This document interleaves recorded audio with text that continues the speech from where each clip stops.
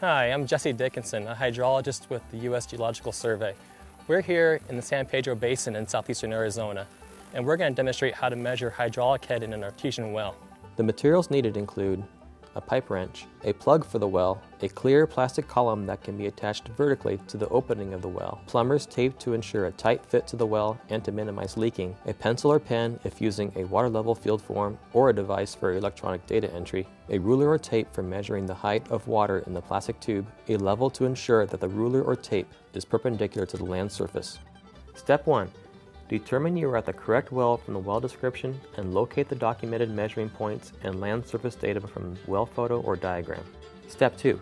If necessary, use a pipe wrench or other tool to remove any plugs in order to gain access to the well. Step 3. Apply plumber's tape to ensure a tight fit between the well opening and the plastic pipe to minimize leaking. Step 4. Connect a length of transparent plastic pipe tightly to the well. Step 5. Gradually close any other opening to the flowing well. If pressure is applied suddenly, the well could be permanently damaged by the water hammer effect by caving of the aquifer material, breakage of the well casing, or damage to the distribution lines or gauges. Step 6. Ensure that all flow from the well stops so that a static water level measurement can be made. Step 7. Rest the ruler or measuring tape on the measuring point and use the level to check that the ruler or tape is perpendicular to the land surface. Use the scale to read the height above the measuring point that the water has risen in the plastic pipe.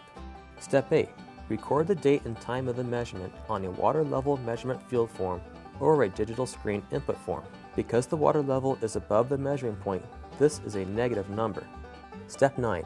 Record the measuring point correction length on the measuring point correction row of the field form or select the measuring point used from the electronic data entry form. Subtract the measuring point correction length from the true water level below measuring point value to get the depth to water above the land surface datum as a negative number.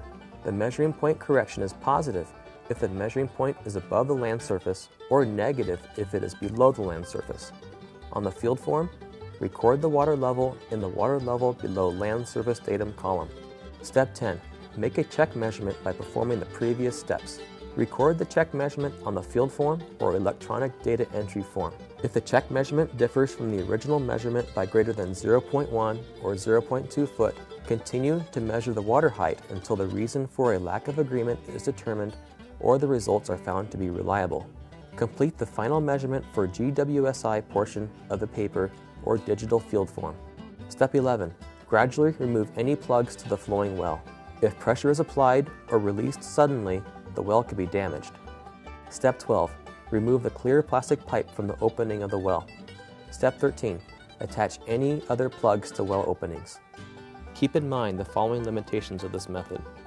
Low pressure head measurements are most feasible when the head is less than 6 feet above the land surface. Measurements are commonly accurate to 1/10 of a foot. All flow from the well should be shut down so that a static water level measurement can be made.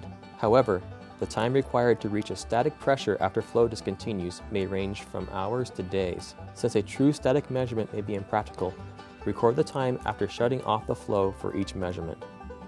An advantage of a method for low pressure measurement is that it is generally simpler, faster, safer, and more accurate than a method for high pressure measurement. A disadvantage is that this method may be impractical for wells with heads greater than 5 to 6 feet above the land surface.